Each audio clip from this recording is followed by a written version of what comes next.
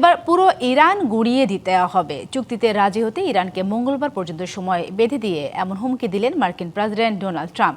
জবাবে ইরান বলছে, যুক্তরাষ্ট্র ও ইসরায়েলের জন্য হরমুজ প্রণালী আর কখনো আগের অবস্থায় ফিরবে না। এদিকে ইসরায়েলে ইরানের ক্ষেপণাস্ত্র হামলায় ধসে পড়েছে একটি ভবন। মধ্যপ্রাচ্য সংকটের প্রভাব পড়ছে দুনিয়াব্যাপী। তারপরও হুমকি পাল্টা হুমকি, আক্রমণ প্রতি আক্রমণ থামছে না।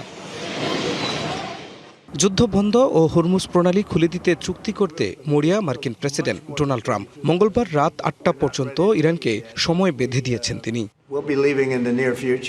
মার্কিন সংবাদ মাধ্যম এবিসি নিউজকে দেয়া সাক্ষাৎকারে পুরো ইরান গুড়িয়ে দেওয়ার হুমকি দিয়েছেন ট্রাম্প। আর ট্রুথ সোশ্যালে পোস্টে লেখেন, ইরানের বিদ্যুৎ কেন্দ্র ও সেতুগুলো ধ্বংস করে দেয়া হবে।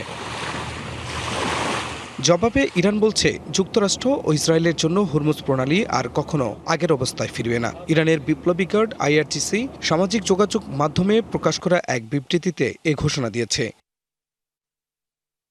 ইরানের পররাষ্ট্র মন্ত্রণালয় বলছে, যে কোনো হামলার দাঁত ভাঙা জবাব দেওয়া হবে। মন্ত্রণালয়ের মুখপাত্র ইসমাইল বাঘাই বলেছেন, তেহরানের প্রতিক্রিয়া হবে ভয়াবহ।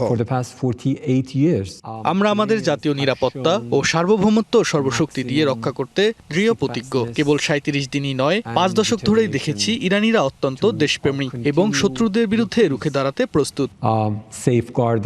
এদিকে কথার যুদ্ধের মধ্যেই চলছে আকাশপথে হামলা পাল্টা হামলা। ইসরায়েলের হাইফায় ইরানি ক্ষেপণাস্ত্রের আঘাতে একটি ভবন ধসে পড়েছে। পাশাপাশি বাহরাইন, কুয়েত ও সংযুক্ত আরব আমিরাতে মার্কিন কোম্পানিগুলোর পেট্রোকেমিক্যাল, তেল ও গ্যাসের স্থাপনায় হামলা চালিয়েছে তেহরান। অন্যদিকে লেবাননের বৈরুতে ভয়াবহ বিমান হামলা চালিয়েছে ইসরায়েল। হামলায় হতাহত হয়েছেন বেশ কয়েকজন। Khan Mohammad Mukul, DBC news desk. RICL TMX, যুগের পর যুগ স্থাপনা থাকে মজবুত।